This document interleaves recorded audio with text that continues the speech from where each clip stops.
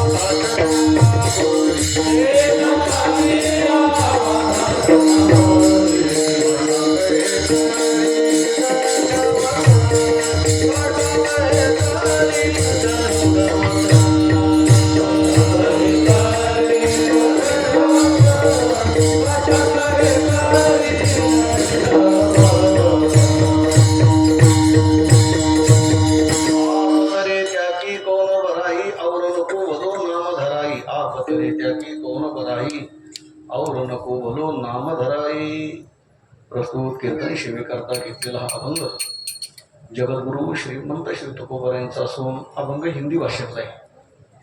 महाराजांचा गाथा मराठीमध्ये आहे, कारण आपल्या ज्ञानोबा तुकोबारांनी सर्व संतांनी आपण ज्या प्रांतामधले आहोत त्या प्रांतामध्ये आपला जन्म आहे, त्या प्रांताच्या ज्या काही प्रथा परंपरा आहेत त्याच्यामध्ये महाराष्ट्राची भाषा मराठी आणि ती मराठी भाषेचा स्वाभिमान ठेवत माझा मराठाची बोल कौतुके ये मराठीची नगरी ब्रह्मविद्येचा सुकाळू करी. नाथ महाराज म्हणतात संस्कृत वाणी देवी केली आणि प्राकृत काय स्वरापासून झाली. जेव्हा विद्वानांनी काशीमध्ये एकनाथ महाराजांचा मराठी असणारा एका भागवत ग्रंथ निर्माण झाल्याच्या नंतर संस्कृतमध्ये भाषा असावा म्हणून संस्कृत भाषा देवाची आणि मराठी काय चोराची म्हणे. एवढा स्वाभिमान ठेवत मराठी भाषेमध्ये ग्रंथ निर्माण केले, पण त्याच्यामध्ये 56 भाषेचा केला शिकवतो. मराठी भाषा प्रमुख आहे, पण 56च काय म्हणायचं म्हणून 56 तसं अनेक भाषेचा त्याच्यामध्ये गौरव आहे. अनेक प्रांतांच्या भाषा त्याच्यामध्ये आहेत, तसे शब्द आहेत. कधी कधी आम्हाला चिंतन करत असताना अडचण पडते, कारण मराठी भाषेमध्ये त्याचा अर्थ सापडत नाही. पण आपल्याला मग इतर प्रांताच्या भाषेमधला त्या ठिकाणी आधार घ्यावा लागतो. पळतीनं मग हाऊ आला. हाऊ मर्दनाच्या वेळेला तो प्रकार आहे. जेव्हा भगवान कृष्ण यमुनेच्या डावामध्ये उडी खाल्ली आणि हे काळ्याच्या नाथून या दोरी नाकामध्ये दोरी ओवून त्याला वर आणलं आणि जेव्हा त्या गोपाळाने पाहिलं कळत मग हाऊ आला. काय कळालं सांगा? हाऊ हाऊ म्हणजे सर्प. आपल्याकडे त्याचा अर्थ नाहीये. मग कर्नाटक भाषेमध्ये कर्नाटक प्रांतामध्ये सर्पाला हाऊ असा आहे. कधी कधी आमचे जेव्हा मित्र असतात मग अनेक काही शब्द कर्नाटक प्रांतातले आहेत, आंध्र, गुजरात या अशा विविध प्रांतातले शब्द त्याच्यामध्ये मिश्रित आहेत. म्हणून त्या ठिकाणी 56 भाषेचा केलाशे गौरव सर्वांना त्याच्यामध्ये स्थान दिलं असा त्याचा अर्थ आहे. त्याच्यापैकी काही 25-30 असे अभंग त्याला हिंदी दोहोरे म्हणतात, हिंदुस्थानी भाषेचे अभंग म्हणतात. आमच्या वारकरी मंडळीच्या भजनाच्या परंपरेमध्ये जे नित्यनेमाचं भजन असतं त्याच्यामध्ये पत्रिका, नाट, समाधी, तीर्थावळी, बाळक्रीडा अनेक हिंदी भाषेचा अभंग असं म्हणून ते भजन पूर्ण होत असतं. त्याच्यापैकी हा एक अभंग आहे. अभंग 6 चरणाचा आहे. जरी हिंदी भाषा असली तरी सुद्धा अर्थ आपल्याला समजेल अशाच पद्धतीचा आहे. मी पुन्हा एकदा म्हणतो, आप तरे त्याकी कौन बराई. तुकोबाला सांगतात आप म्हणजे आपण तरलो. त्याच्यामध्ये काय नवले? इतरांना जेव्हा मनुष्य तारून नेतो, तरुण जाण्याकरता सहकार्य करतो, ते महत्वाचं आहे. काही भूमी इतरांना भार राखे त्याच्याकरता काही उदाहरण दिले. बाबा ही भूमी आपला भार सहन करून आपल्याला त्या ठिकाणी काय करते? उत्तम प्रकारचं पीक देते. दुधाचा धेनू नाही दुधाचा चाखे. काय त्या ठिकाणी दूध देते, स्वतः त्या दुधाचा उपभोग घेत नाही, मग त्या ठिकाणी मालकाकरता दूध देते की नाही? हा परोपकार आहे. म्हणजे परोपकार करणारे जे काही तत्व आहेत त्याचं वर्णन महाराज करतात. काहे चंदा सूर्य खावे फेरा. सूर्य आणि चंद्र कशा करतात? त्या ठिकाणी काय करतात? उगवतात, अस्त होतात, उगवतात, अस्त होतात, आपला प्रकाश देतात. मला वाटतंय MSC बोर्ड जे आहे महाराष्ट्र राज्य विद्युत मंडळ आपल्याकडून बिल घेत. सूर्य आणि चंद्र आपल्याकडून बिल घेतलं काय? केवळ परोपकाराच्या भावनेतून ते काय करतात? फेरे मारतात. काही चंदा सूर्य खावे फेरा की नाही का बैठणं पावता घेरा. काही परिसकंचन करे धातू नाही मोल तुटत पावत घातू. परीस नावाचा दगड तो धातू म्हणजे लोखंडाच्या धातूला त्याने स्पर्श केला की त्या लोखंडाचं सोनं होतं. मग तो परीस म्हणतो का हे लोखंड आता तू सोन्याचा झाला, 50% माझा वाटा दे. नाही, केव्हा परोपकारा करता तो परीस काय करतो? त्याचं मोल वाढवतो. नाही मोल तुटत पावत घातू कहे तुका उपकार ही काज सब कर रही रघुराज. या ठिकाणी आपण आपलं जीवन परोपकार करता व्यतीत करावं हे त्या ठिकाणी रघुराजाची आपल्याकडून भावना आहे, इच्छा आहे, अपेक्षा आहे. म्हणून आप तरे त्याकी कौन बराई. जो आपण तरुण जातो त्याच्यामध्ये काही नवल नाही. आपल्याबरोबर अनेकांना घेऊन त्यांचा उद्धार करतो, त्यांना तारून नेतो. ही निश्चितच मोठी पण आहे. विठ्ठल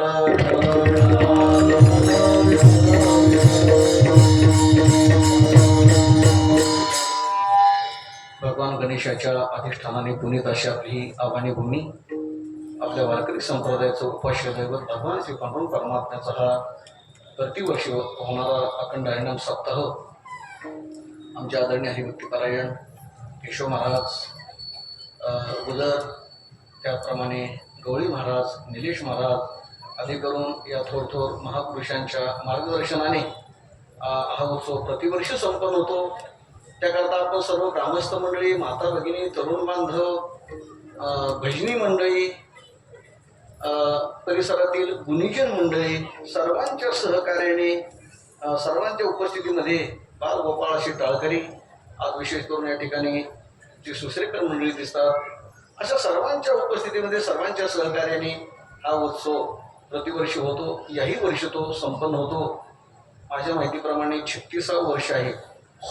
म्हणजे तसा सप्ताह पूर्वीचाच असणार, पण कीर्तन सुरू होऊन मग त्याचंही वर्ष आहे. पूर्वीचे सप्ताह अवकाने आमटीचे 2 वेळेला भजन अशा पद्धतीने त्या ठिकाणी सत्ता होत असायची. अलीकडे आता कीर्तनकारांची संख्या वाढली. पूर्वी कीर्तनकारही एवढ्या प्रमाणामध्ये उपलब्ध होत नसायची. एखादी कीर्तनकार आले गावामध्ये पाहुणे म्हणून तर त्यांचं कीर्तन व्हायचं, किंवा एक दोन कीर्तनकारांना परिसरातील कीर्तनकारांना निमंत्रण करून बोलवायचं, अशी पद्धत असायची. अलीकडे कीर्तनकारांची प्रबोधनकारांची भरपूर प्रमाणामध्ये उपलब्धी होते, सहज उपलब्धी होते. चला म्हणून जिकडे तिकडे नाचू कीर्तनाचे रंगीन ज्ञानदीप लावू जगी, या आशयाने असे उत्सव संपन्न होतात. त्यामधली आजची ही कीर्तनाची सेवा आपण सर्व ग्रामस्थ मंडळीच्या माध्यमातून करण्याचा योग आहे. म्हणून जगद्गुरु तुकोबारायांचा अभंग, हिंदी भाषेतला अभंग मी सेवेकरता घेतलाय. त्याचा आशय सुद्धा सांगितलेला आहे. संपूर्ण अभंगाचा आशय असा आहे की त्या ठिकाणी आपण नुसतं एकट्याचं हित पाहून जगू नये, तर आपल्या बरोबर अनेकांचं हित झालं पाहिजे, अशी माणसाची भूमिका असली पाहिजे. आपण आपल्या जीवनामध्ये जीवन व्यतीत करत असताना किंवा काही उद्योग व्यवसाय करत असताना ठीक आहे, हे त्याच्यामध्ये आपल्याला अधिक वाटा मिळालाही पाहिजे. आपल्या कष्टाचं फळ अधिक पटीने मिळालं पाहिजे, हेही बरोबर आहे. पण माझ्यासह अनेकांना मिळालं पाहिजे, ही भूमिका त्या ठिकाणी असली पाहिजे. आता ती संतांची भूमिका आहे आणि ही भूमिका रघुराज म्हणजे देवाला सुद्धा मान्य होते, देवाला सुद्धा त्या ठिकाणी आवडतं. म्हणून संत महात्म्यांचा या भूतलावर जेव्हा अवतार होतो, संत महात्मे या भूतलावर जेव्हा अवतीर्ण होतात, आपण त्याला जन्म म्हणतो. संत महात्मे या भूतलावर कशा करता येतात? येथे उपकारासाठी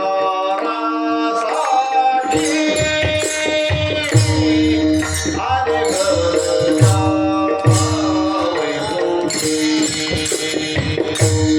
आले घरच्या वैकुंठी, आले घरच्या.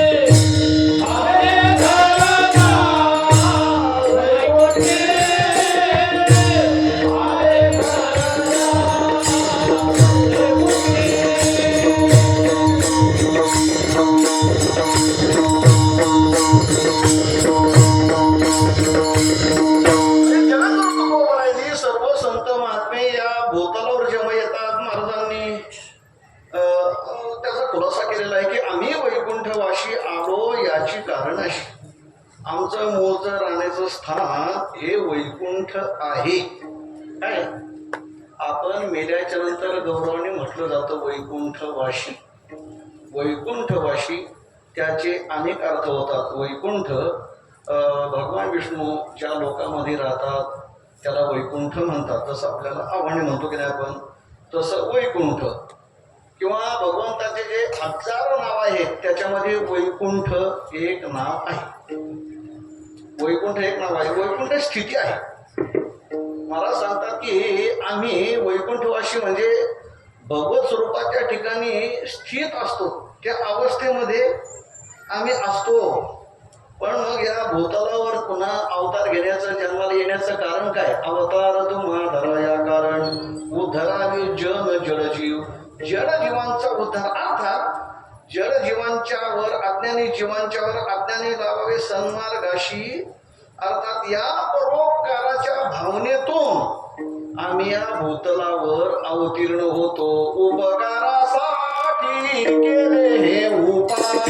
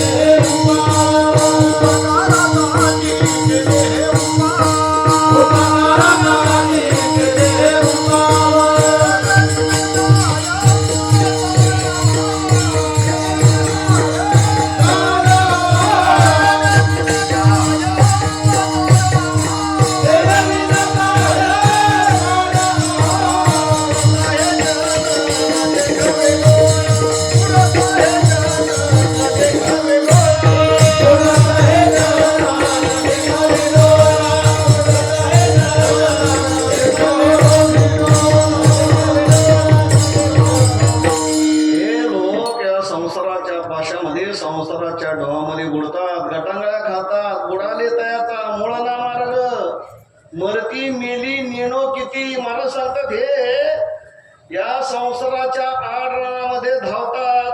पुढं मला सांगतात की या संसाराच्या डोहामध्ये गटांगळ्या खातात, बुडतात आणि मग त्यांचा उद्धार करण्याकरता मी परोपकाराकरता सांगतोय. मग बुडता हे जन न देखावे डोळा आम्हाला ते पाहवत नाही. आता तुकोबऱ्यांचं काय की एखादा बोडायला लागला की ज्याला पोहता येतं त्या शहाण्याने काय केलं पाहिजे, पटकन कपडे काढले पाहिजेत, पाण्यामध्ये उडी टाकली पाहिजे आणि तिथपर्यंत जाऊन त्याला हात देऊन बाहेर काढलं पाहिजे. हे करत असताना कौशल्य पाहिजे. एखादा बुडायला लागला आणि त्याला काढण्याकरता कौशल्य पाहिजे. नाही तर अनेक बातम्या आपण अशा ऐकतो की ज्याला पोहण्याचं कौशल्य नसेल, पोहता येत असेल, कौशल्याचं पोहणं सांगतोय किंवा त्या बुडणाऱ्याला कशा पद्धतीने बाहेर काढायचंय त्याचं टेक्निक याचं सुद्धा कौशल्य आहे. काय होतं, तो जो बुडायला लागलेला असतो तो असतो घाबरलेला. तो कोणाचा तरी आधार करण्याकरता काय करतो, पाहतो. आणि जेव्हा त्या ठिकाणी एखादा गेला त्याला काढायला लागे, तो काय करतो, पहिली मिठी त्याच्या गळ्यात मारतो. म्हणजे त्यालाही हात पाय हलवून देत नाही. तो घाबरलेला असतो, तो काय मुद्दाम करत नाही. आणि मग त्याला मिठी मारतो. आणि मग कधी कधी काय होतं, तो गजनही मग आपल्याला अशी बातमी येते. म्हणून शहाण्या माणसाकडे कोणाकडे कौशल्य पाहिजे. काय करायचं, जर कधी योग आलाच तर, आता पूर राहिलेलेच नाहीत म्हणा, पण यंदाच्या वर्षासारखं कधी मध्ये झालं तर ध्यानात ठेवायचं, अनेक माणसाला कला अवगत पाहिजे, त्याच्यामध्ये पोहण्याची कला पाहिजे, कला पाहिजे. मग काय पूर आला किंवा मध्ये तर काही मुलं वगैरे खेळतात, त्याच्यामध्ये विहिरीमध्ये खेळतात. आता हे शेततळे असतात त्याच्यामध्ये पोहायला जातात, होतो ना अपघात. मग त्याच्यामध्ये जर तो बुडायला लागला तर ध्यानात ठेवा काय करावं, तिथपर्यंत जायचं, त्याच्या जवळ नाही जायचं, त्याच्या हात पुरतील असं नाही करायचं, मग लांब राहायचं. आणि मग त्याला काय करायचं, आपला हात लांब करून त्याचा हात घेऊन पाण्यामध्ये, ते वजन हलकं असतं, ते काय जड नसतं, आपोआप त्या ठिकाणी काय करता येतं, ओढता येतं. म्हणजे मुद्दाम कोणी प्रयोग करू नका. असा जर प्रकार घडला तर आला प्रसंग तर आपण सांगून ठेवू नये. म्हणजे कधी कधी काय होतं, गंमत करता करता गंमत जमत होऊन जाते, तसं नाही करायचं. अशा पद्धतीने म्हणजे बुडणाऱ्याला काढण्याकरता काय करावं लागेल, कपडे काढून तिथपर्यंत पोहोच जाऊन त्याचा हातात हात घेऊन त्याला काय करावं लागेल, बाहेर खेचावं लागेल, ओढावं लागेल. महाराज ही भूमिका सांगतात की आम्ही या भूताला कशा करता येतो. महाराज, बुडात आहे जन न देखवी डोळा, आम्हाला ती पाहवत नाही. गटांग गातात आम्हाला ती पाहवत नाही. येतो कळवळा म्हणून येतो हिताचा कळवळा, पडती हाती म्हणून काळा. संत महात्म्या भूतलावर दीनजनांच्या उद्धारा करता येतात. आपण नेहमी विषय ऐकतो. हे दीनजन म्हणजे कोण? असे संसारी असत तर मायामोहे व्रत, तापत्रय संतप्त झाले जीव. या संसाराच्या डोहामध्ये जे पडतात आणि गटांगळ्या खातात. मला सांगतात कधी कधी ही काही जणांचं असं होतं की बुडाले त्यांचा मूळ न मार्ग. पण अशा सर्वांचा उद्धार करण्याकरता संत महात्म्या भूतलावर येतात आणि त्यांना या अज्ञानाच्या डोहामधून काय करतात, बाहेर काढतात. काय झालं, आळंदीस्थ ब्रह्मबंधांनी अज्ञानाने द्वेषाने काय शिरते, ज्ञानोबरायती भावंडांना शुद्धीपत्र आणण्याचं सांगितलं. शुद्धीपत्रानं सांगितलं. अगोदर विठ्ठल पंतांना सांगितलं की तुम्ही तुमच्या चुकीचं प्रायश्चित्त घ्या. काय घ्यायचं? देहांत प्रायश्चित्त. त्यांनी घेऊनही यांचे डोके उघडले नाहीत. इथं मात्र आक्षेप घेण्यासारखी जागा आहे. उघडले नाहीत. आणि त्यांनी विठ्ठल पंतांनी रुक्मिणी मातेने देहांत प्रायश्चित्त घेऊनही पुन्हा त्या ठिकाणी बैठक केली आणि त्याच्यामध्ये सांगितलं की पैठणला जाऊन तुम्ही शुद्ध पत्र आणा, मग तुमचं मौजी बंधन होईल. आणि जेव्हा निवृत्तीनाथ, ज्ञानोबराय, सोपानदेव, मुक्ताबाई आळंदी निघाले, कल्पना करा काय वय. सोपानदेव असतील 10-12 वर्षाची, आपलं निवृत्तीनाथ. ज्ञानोबराय असतील 10-12 वर्षाची, सोपानदेव असतील 8-10 वर्षाची, 2-2 वर्षाचा फरक. मुक्ताई तर 5-6 वर्षाचीच. त्या अवस्थेमध्ये यांनी आळंदी ते पैठण प्रवास करायचा आहे. कोणता ऋतू असतील आता आपण सांगू शकत नाही, पण कोणता ऋतू असला, पावसाळा असला पूर्वीचा पावसाळा, हिवाळा असला तरी पूर्वीचा हिवाळा, उन्हाळा असला तरी आपण पाहतोय. अशा अवस्थेमध्ये बरं यांच्या पायामध्ये काय चप्पल आहे का शँडल आहे, कोणते वाहन आहेत, कोणते मोजे आहेत, सर्व परिस्थिती पहा. आणि जेव्हा निघाले, अर्थातच कधीतरी भूक लागत असेल, पूर्वीची एवढ्या वस्तीची स्थानं नसायची. आणि मुक्ताईने म्हणत असावं की दादा भूक लागली रे. आणि असं म्हटल्याच्या नंतर मग ज्ञानोबरायांच्या सोपानदेवाच्या निवृत्तीनाथांच्या मनामध्ये काय होत असेल, किंवा हे लहान लहान बालबालच आहेत. तर त्यातली त्यात मुक्ताई सर्वात लाडकी, छोटी आहे, लहान आहे, वयाने अल्प आहे. आणि अशा अवस्थेमध्ये फिरत असताना, एवढा हा त्रास सहन करत असताना, काही झालं तरी शरीर आहे. संत जरी झाले, महात्मे जरी झाले तर त्यांचं शरीर आहे, त्यांनाही मन असतं, त्यांनाही काही भावना आहेत. जेव्हा त्या ठिकाणी त्रास होतो, पायाला पोट आलेले असतील, ऊन लागत असेल, काय असेल ते, निवृत्तीनाथ महाराज सहज असे दुपारच्या वेळेला सावलीमध्ये बसले असताना ज्ञानोबरांना बोलायला लागले, ज्ञाना आपण कुठे चाललो रे? पैठणला. कशा करता? शुद्धीपत्रांनी करता. कोणाचं शुद्धीपत्र? कोणाचं शुद्धीपत्र? देहाचं का आत्म्याचं? कारण दोन तत्व आहेत. देहाचं की आत्म्याचं? देहाला शुद्धीपत्र देणार की आत्म्याला देणार? आत्म्याला म्हटलं तर आत्मा निर्लेप आहे. आत्मा निर्लेप आहे. झालं. देह, या देहाला काही केलं तर या देहाची शुद्धी होतच नाही. शरीर विटाळाचे आहे. बदन शरीराच्यामुळे शरीर काय व्यापिले, शरीर सकळही. शरीर कसं आहे? विटाळाचा बांधा, अवगुणांचा रांधा, शरीर वशे बहुत बाधा, नाही गुण सुद्धा एक शरीर. हा देह नाशिवंत. या देहाच्या मागे काय आहे? विटाळा आहे. हा देह कशानेही शुद्ध होत नाही. आणि जेव्हा निवृत्तीनाथ असं बोलायला लागले, मग ज्ञानोबरायांनी डोळे झाकले की आता हे निवृत्ती दादा बोलत नाहीत, मग आता ब्रह्म बोलायला लागलं. आता निवृत्तीनाथ बोलत नाहीत, मग आता ब्रह्म बोलायला काय उत्तर द्यायचं? कोणाचं शुद्धीपत्र आणायचं? देहाचं का आत्म्याचं? बर, शुद्धीपत्र ज्यांच्याकडून आणायचं ते ब्राह्मण कोण आहेत? देहात्मवादी. ते जडनिष्ठ, जडबुद्धीचे. ते त्या ठिकाणी विटाळधारी शरीराला त्या ठिकाणी आत्मा समजून बसले आणि त्यांच्याकडून त्या ठिकाणी आणायचं काय? मग जेव्हा निवृत्तीदादा असं बोलायला लागले, ज्ञानोबराय म्हणतात की आता निवृत्तीदादा बोलत नाहीत, आता ब्रह्म बोलायला लागलं. आणि मग ज्ञानोबरायांनी श्री गुरु निवृत्तीनाथांनी समोर असे हात जोडले. दादा दादा तुम्ही म्हणता ते बरोबर आहे, पण आपली मूळची स्थिती कोणती आहे? आम्ही वैकुंठवाशी, आपण ज्ञानदेव ब्रह्मनिकूट, आपण ब्रह्मस्थितीमध्ये. सोपान भगवान ब्रह्मा कसं आहे,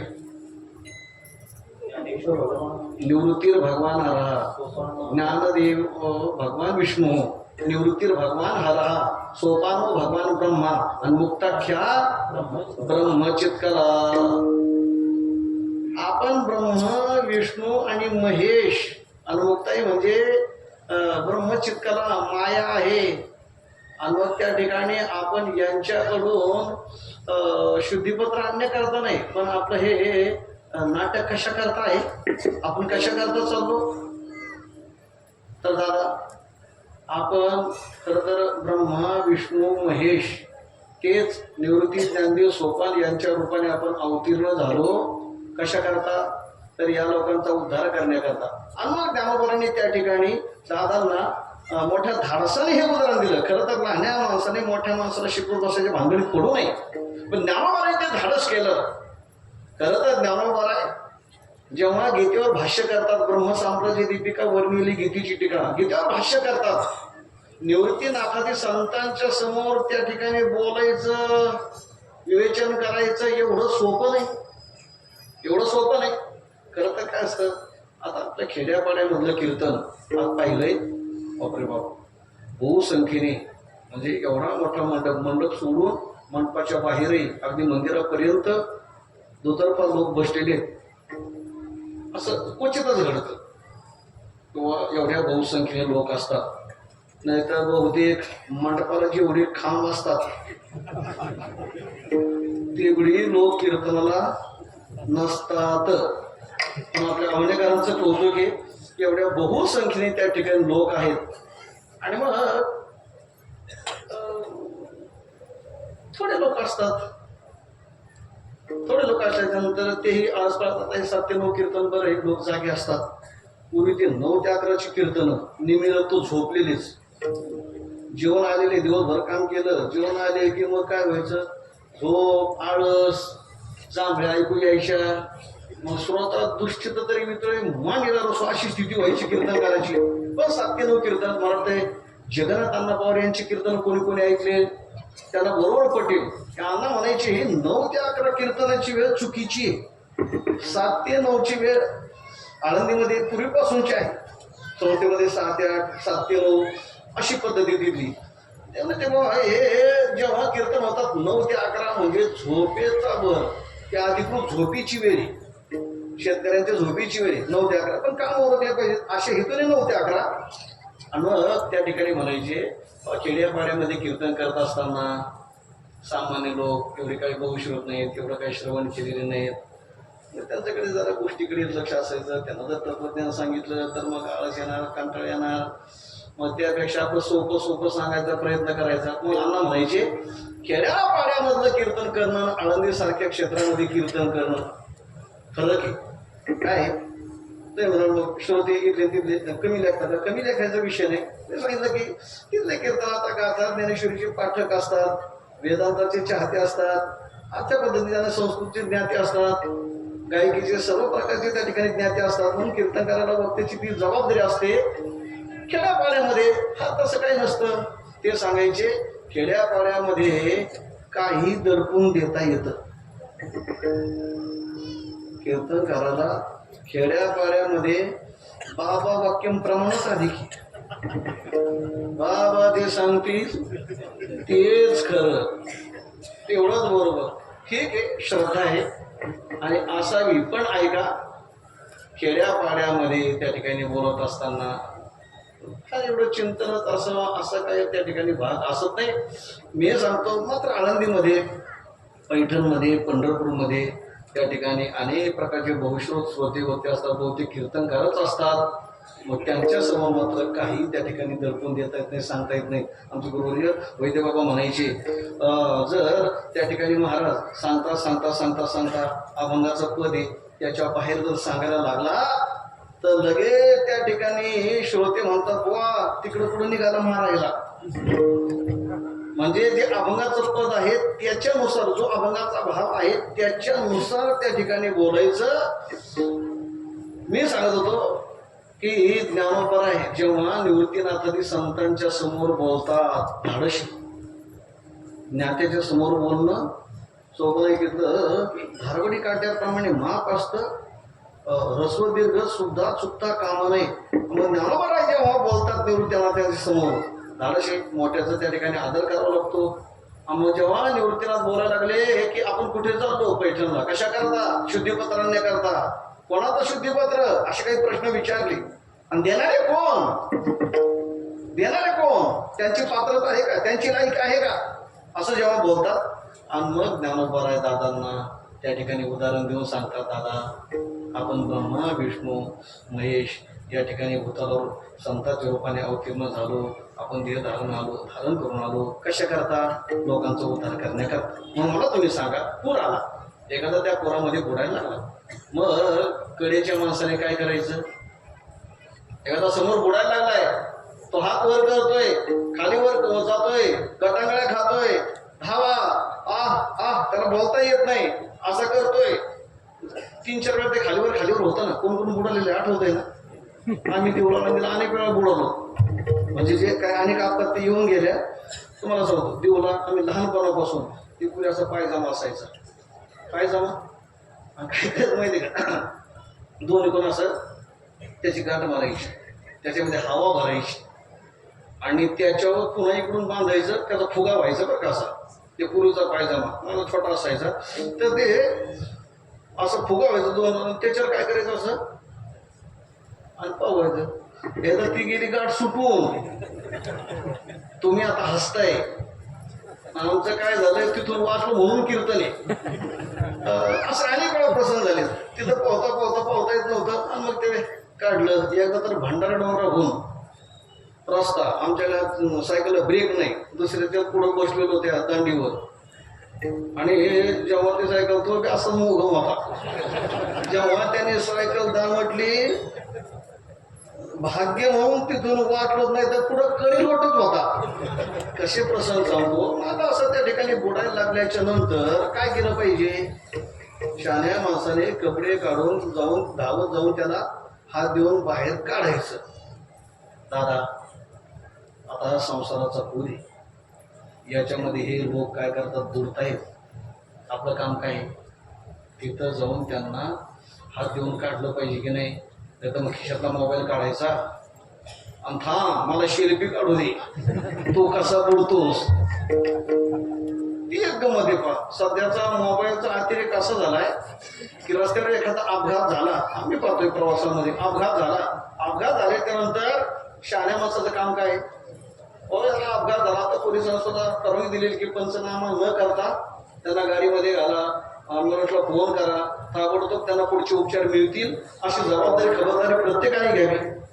असं करायचंय. मग ते न करता बहुतेक जण मोबाईल काढतात आणि तो कसा मरतोय,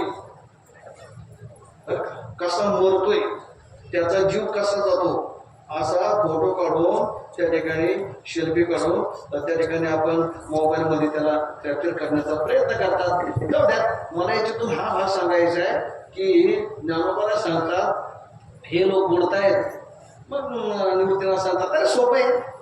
जेव्हा बुडायला लागल्याच्या नंतर ज्याला पोहता येतं त्याने काय करायचं, कपडे काढून उडी मारून त्याला हात द्यायचा आणि त्याला पाण्याच्या बाहेर त्या बुडणाऱ्या अवस्थेमधून त्याला काय करायचं, मृत्यूच्या दारातून बाहेर काढायचं. त्याच्यामध्ये काय अवघड आहे. मग दादा हे जसं आहे ना, तसंच या भूतालावर जे आपण आलो, खरं तर आपली ब्रह्मस्थिती आहे. ब्रह्ममूर्ती संतची की अवतरली नाही, ज्या कामा मारावी लागत अशा अवस्थेमध्ये आपण आहोत. आणि मग हे लोक या संसाराच्या आडवामध्ये काय करतात, गटांगळ्या खातात. मग त्यांचा उद्धार करण्याकरता आपल्याला ह्या सर्व क्रिया कराव्या लागतील.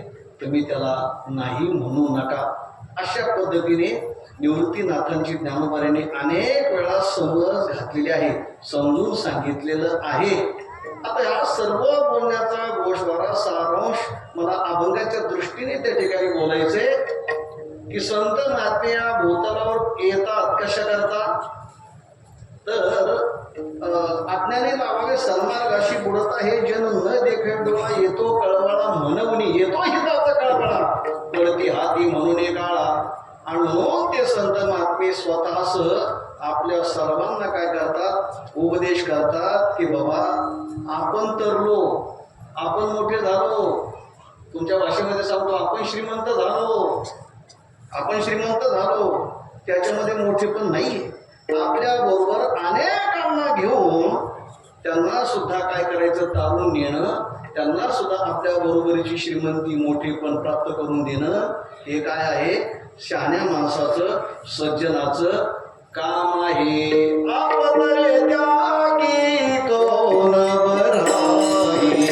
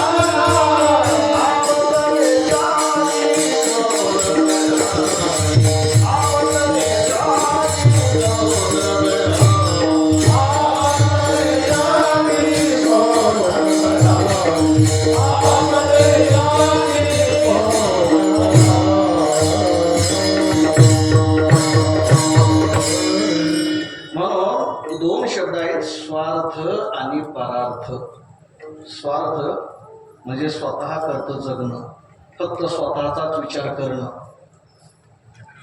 आणि परार्थ म्हणजे इतरांचाही आपल्या बरोबर कल्याणाचा विचार करणं, त्यांचा मोठेपणाचा विचार करणं आणि तसा प्रयत्न करणं. खरं तर स्वार्थी जीवन जे असतं, केवळ स्वतः पुरतं जगणं, आपल्या संप्रदायाची भूमिका स्वार्थाची कधीच नाही.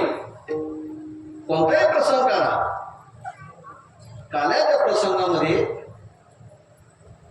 भगवान कृष्णाने गोपाळांना असं सांगितलेलं आहे, एकमेका देऊ मुखी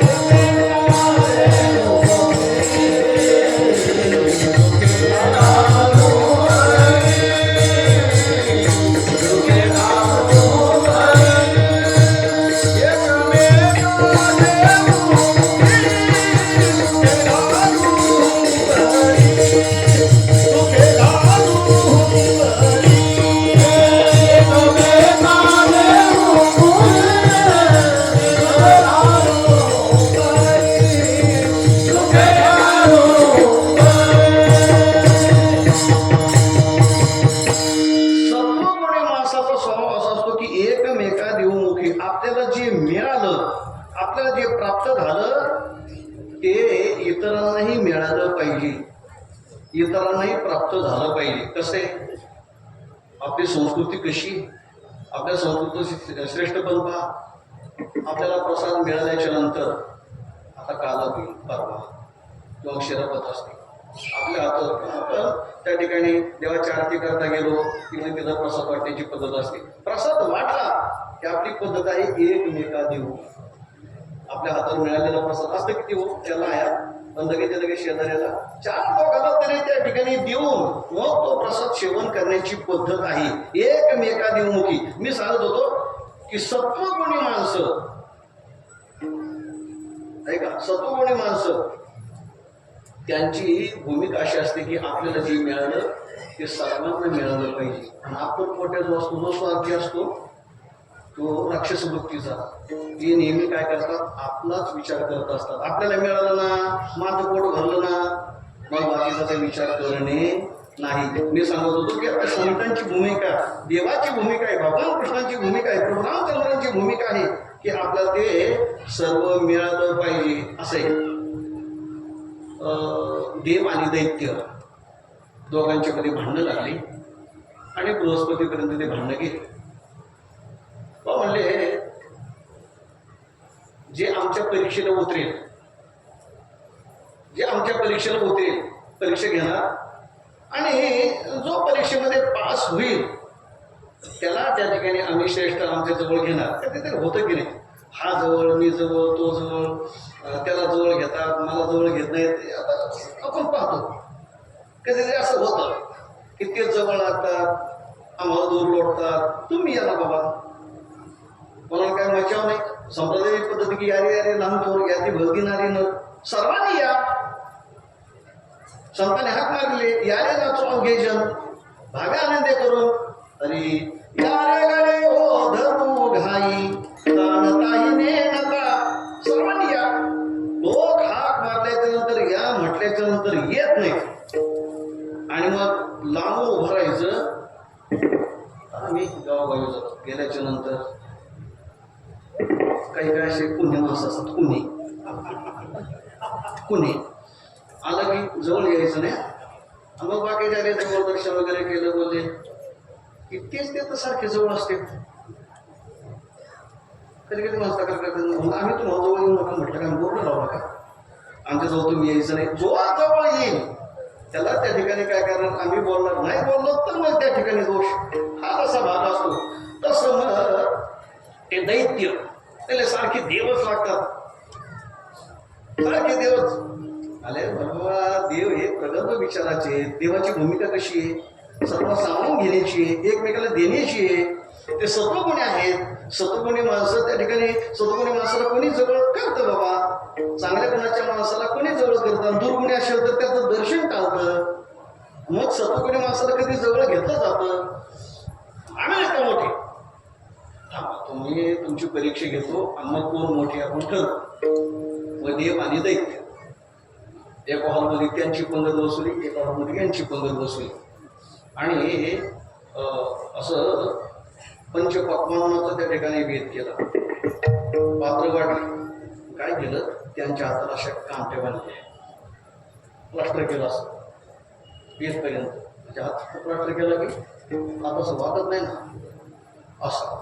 मग काय केलं, त्यांना सांगितलं हे प्लास्टर 20 मिनिटाची वेळ आहे तुम्हाला. एवढ्या वेळेमध्ये तुम्ही काय करायचं, जेवून घ्यायचं. तिकडं दैत्य, या बाजूला देव. 20 मिनिटाची वेळ त्यांना सांगितलं, राक्षसांना सांगितलं हे पहा 20 मिनिटाची वेळ, 20 मिनिटामध्ये तुम्ही जेवून घ्यायचं. नंतर मग त्या ठिकाणी कोण पास नापास ते सांगू. म्हणजे हा काय प्रकार आहे, तसाच. मग पात्र वाटली. देवाने विचार केला, अरे आता आपला हात तर वाकत नाही.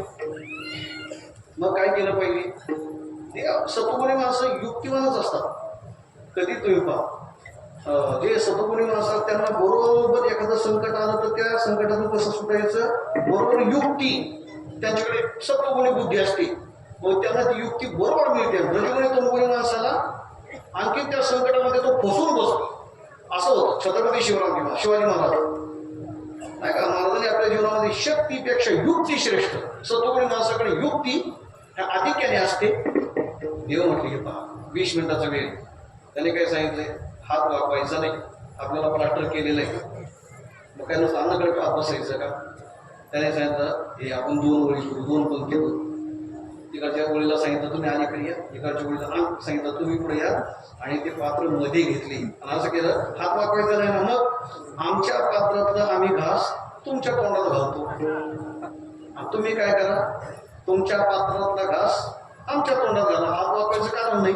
समोरच्या माणसाला असं भरवता येतं ना, आहे की नाही. काय नाही, 15 मिनिटामध्ये सर्व देव व्यवस्थित जेवले, पात्र वाढले, सर्व संपलं, तृप्त झाले आणि ढेकर वगैरे आला. म्हणजे आमचं सर्व संपलं. आणि इकडं राक्षसाची पंगत पाहिली. तसंच प्रत्येकाने असा प्रयत्न करायचा. राक्षस म्हणजे निर्बुद्ध, कधी त्यांना स्वतःची बुद्धीच नाही. ज्यांना स्वतःची बुद्धी नसते ना त्यांना म्हणायचं राक्षस. कोणीतरी त्यांना हवा भारावं लागते, ढिशिंग ढिशिंग ढिशिंग. आणि मग काय होणार, यांची बुद्धी चालणार. स्वतःच्या बुद्धीचा वापरच नाही. जेव्हा त्या ठिकाणी म्हणते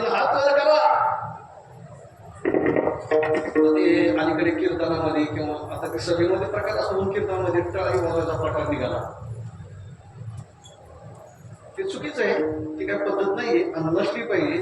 पण काय मग टाळी वाजवतात. कसं आहे, बऱ्याच जणांच्या टाळ्या पुढच्या टाळ्या वाजल्या म्हणून किंवा दुसऱ्याने टाळी वाजवली म्हणून कशा करता टाळी वाजवायची त्याचा एक पत्ता नाही. मी सांगत होता की असे भरविगणे माणसं, हे राक्षस वृत्तीचे माणसं, स्वतःच्या बुद्धीचा वापर करायचा नाही, योग्य अयोग्य त्याचा निवाडा करायचा नाही, चांगलं वाईट त्याचा निवाडा करायचा नाही, असं त्या ठिकाणी हे रविगुणी माणसं नसते बुद्धी, त्याचा ते वापर नाही करत नाहीत. आता हे शेवटी राक्षसच, मग त्याने काय केलं, जे वाटलं होतं ना प्रत्येकाने असा हात घ्यायचा, तुम्ही कल्पना करा बघा, तो हात असा न्यायचा आणि काय करायचं, असा घाट टाकायचा प्रयत्न करतात. आता तुम्ही नंतर जेवताना करा प्रयत्न करता, आता पण तुम्ही हात वाटवायचा नाही, मग तो असा न्यायचा, असं तुम्ही करायचं, मग तो घास कानाकडे तरी पडायचा, कपाळावर तरी पडायचा, तिकडे बाजूला पडायचा.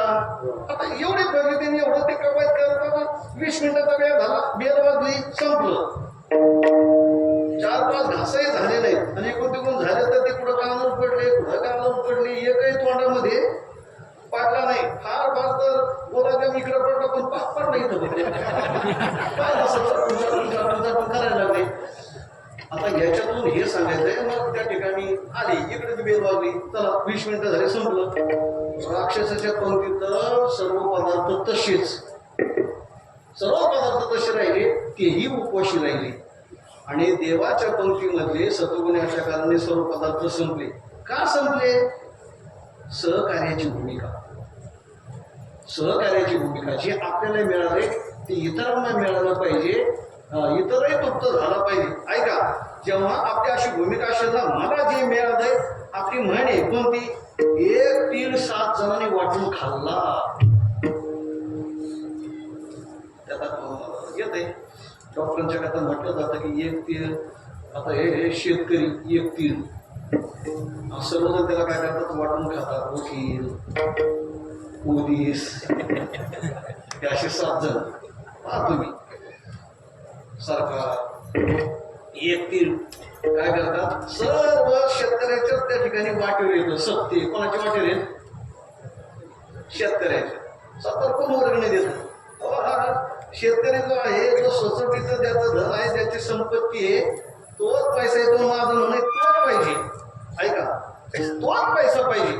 आणि मग अशा पद्धतीने सहकार्याची भूमिका ही सत्वगुणी माणसाची असते, रजगुणी माणसाची भूमिका ही सहकार्याची नसते, त्याची अक्कल पोटाची असते. मला मिळालं ना, मग त्या ठिकाणी पास पास. आणि संतांची भूमिका असते, देवाची भूमिका असते, जे मला मिळालं ते अनेकांना मिळालं पाहिजे. आणि या अर्थाने तुकोबाराय त्या ठिकाणी सांगतात, बाबा आपलं जीवन परोपकारी असलं पाहिजे, पोहता होईल तेवढा अनेकांना त्या ठिकाणी परोपकार केला पाहिजे. तुका म्हणे फार थोडा तरी परोपकार का बरं. आणि त्याच्याकरता उदाहरण दिली, आप तरी त्या की कोण कराई. जो आपण स्वतः करतो त्याच्यामध्ये काय मोठेपणा आहे, मोठेपणा त्याच्यामध्ये, श्रेष्ठपणा त्याच्यामध्ये. आवरू नको भरो नाम धराई. आणि मृत्यूच्या पश्चात आपल्याला 10-5 जणांतरी श्रद्धांजली वाहिली पाहिजे की या माणसामुळं माझा हा उद्योग व्यवसाय उभा राहिला, या माणसामुळं मी नोकरीला लागलो, या माणसामुळं त्या ठिकाणी मी गायक झालो, मी मृदंग वादक झालो. अशी प्रत्येकाची त्या ठिकाणी काय असली पाहिजे, भूमिका असली पाहिजे. चला, आप तरी त्या की कौन बराई, आवरू नको भरो नाम धराई. अनेकांनी त्या ठिकाणी असा नाव घेतलं पाहिजे. मला आम्हाला कोणाचं वर्णन करायचं, नाव घ्यायचं हे पटत नाही. पण आज वंजारी समाजामध्ये गोपीनाथची मुंडी, गावोगावी पुतळे दैवत मानतात. का? या ठिकाणी जाती मंडळी बसलेली, त्यांनी त्यांच्या पदाचा उपयोग केला आणि ज्यांना ज्यांना लाभ झाला. मला देव मानणार नाही तर काय म्हणतील सांगा. आवरू नको भलो नाम धराई म्हणतात ना, लाख मिले तरी चालते, पण लाखाचा पोशिंदा हा जगला पाहिजे. एखाद्याचं जीवन असं असतं ते नुसतं तो स्वतः पोट भरत नाही तर त्याच्या जीवावर लाख जण पोट भरतात. त्याला म्हणतात लाखाचा पोशिंदा. ती भूमिका इथे आहे की और नको भलो नाम धराई. आम्हाला पुढे उदाहरण दिले काय भूमी तना भार राखे. बाबा ही भूमी म्हणजे पृथ्वी ज्याला जमीन म्हणतो ती जमीन आपण तुडवतो. आपल्याला एखाद्या लाच लागू द्या का रे तुला कळत नाही का. एखाद्या जर लाच लागली तर म्हणतो तुला कळत नाही का तुला अक्कल नाही का मला लाच मारली. आणि पृथ्वीने त्या ठिकाणी आपल्याला कधी विचारलंय का कधी हटकलं का अरे किती मला तुडवतो किती मला त्या ठिकाणी लाच मारतो. गंगेमध्ये आपण जेव्हा पोहतो नदीमध्ये जेव्हा पोहतो आपण नदी म्हणतो आपल्याकडे उत्तर प्रदेशामध्ये किती पवित्र शे गंगाजी गंगा म्हणतात गंगा. तिकडं नदी असा बुद्ध शब्द म्हणत नाही. नदी हा शब्द असा तर बुद्ध पण गंगाजी हा एक आपुलकी वाचक असा पवित्र शब्द आहे. ते रामकृष्ण भाऊ येडशीकर आपल्या येडशीकर मला ऐकलंय. त्यांना नदीमध्ये पोहणं की गंगेमध्ये पोहणं की चंद्रभागेमध्ये पोहणं की असा राग यायचा त्यांना. काठी घेऊन धावायची म्हणजे का पोहणं म्हणजे काय करायचं लाथाच मारायच्या ना पाठीमागं लाथा मारायच्या ना. काय गंगा माता म्हणतो गंगेला लाथा मारतो लाथा मारतो. मला सांगायचं की गंगेला पण लाथा मारल्या तर गंगा रागवते का नाही. आपलं पाप घालवते स्नान केल्यानंतर पाप घालवते. तशी पृथ्वी माता दत्तात्रयांनी 24 गुरु केले त्याच्यामध्ये पृथ्वी हा गुरु आहे. तर पृथ्वीला गुरु काय केलं तर याच्याकरता केलं की त्या पृथ्वीला एवढे लाथा मारतात. कोणी फाडतं कोणी तुडवतं कोणी जाळतं. पृथ्वीला चालतात की नाही. त्या कोकण प्रांतामध्ये जेव्हा त्यांना याचं रोप तयार करायचं असतं रोप तयार करायचं असतं कशाचं भाताचं रोप तयार करायचं ना तर त्याच्या अगोदर जेवढं रोप करायची भूमी ना ती जाळतात. त्यांची पद्धत आहे आणि ती जाळून मग त्याच्यामध्ये रोप तयार करण्याची प्रक्रिया आहे. कोणी त्या पृथ्वीला जाळतं नांगरतं म्हणजे काय करतो आपण फाडतो ना. कोणी फाडतं कोणी तुडवतं कोणी बडवतं. पण पृथ्वी सर्वांना क्षमा करते. काय भूमी तना भार राखे दुभत धेनू नाही दूध चाखे. बाबा गाय दूध देते. आता याच्याकरता एक श्लोक आहे की परोपकाराय दोहंती गावा परोपकाराय वहंती नद्या परोपकाराय कलंकी वृक्ष परोपकाराय इदं शरीरम. ऐका परोपकाराकरता गाय काय करते दूध देते. मला खरं तर गाय आपल्या वासराकरता दूध देते पण असा शेतकरी बालक पाहण्याकरता गाय पाहण्याकरता काय करतो त्या गाईला काशीपर्यंत नेतो. त्या वासराचं तोंड काशीला लागलं आणि गायीने पाहणा सोडला की मालकाने काय केलं त्या वासराला आवरलं. आता मला तुम्ही सांगा ते वासरू त्याच्या आईला प्यायला लागतं. त्याच्याकरता आई पाणवते दूध सोडते आणि जेव्हा तो मालक त्या वासराला माग ओढतो काय त्या वासराचा आत्मा मात असेल. असं तुझ्या मुलाबाळाचं कल्याण थोडं सुद्धा नियम तरी तो त्या वासराला ठेवून द्यावं. खरं तर सर्व तुझा अधिकार हक्क कोणाचा आहे वासराचा आहे. वावरे वत्स काढतात त्या सांगतात बाबा जसं त्या वासराला जर मागे फिरवलं आता या एखादा करतोय म्हणा की तुमचाच आग्रह आहे काय पळा प्रत्येक हे काय असावी हे काय असावी आणि कशा करता असावी मग वासरा पिण्याकरता होय. मग ऐका त्या ठिकाणी ओढतो मग तिथं चरी घेऊन जातो सर्व दूध काय करतो चिटून असं त्या ठिकाणी दूध ओढून काढतो काही ठेवत नाही आणि परत वासराला सोडतो किती शांतपणा आहे किती सज्जनपणा आहे. आणि हे माणसं त्या ठिकाणी पुन्हा सुखाची अपेक्षा करतात आणि मग म्हणतात आम्ही तर एवढं करतो ना आम्हाला असं का आम्ही तर एवढं करतो एवढं करतात. त्याचं फल काय मिळणार आहे सांगा ना मला. परोपकारा करता काय दूध देते परोपकारा करता नदी वाहते. नदी वाहते का फेडीत पापता पोखित तिरीचे पाद समुद्राचा आप गंगेची जैशी पाप ताप आणि दैन्य घालवत घालत घालत त्या ठिकाणी गंगा माता काय करते समुद्राला जाते हे सर्व माणसाने परोपकार कसा करावा याच्या करता हे उदाहरण आहेत म्हणून काही भूमी तरा भार राखी तू बदते धेनू नाही दूध चाकी धेनू म्हणजे काय त्या ठिकाणी दूध देते पण स्वतः म्हणत नाही की बाबा अरे मला 50% तरी ठेव 25% तरी ठेव स्वतः गाय दूध देते का गाय दूध देते ती वासरा करता देते ती मालका करता देते मालक दूध खातो चला मुलं दूध खातात म्हणून वासराचं भागलं पाहिजे मालकाचं भागलं पाहिजे आणि मालकाच्याही वासराचं भागलं पाहिजे याच्याकरता काय करते गाय दूध देते म्हणून दुभत धेनू नाही दूध चाकी परसतई मेघ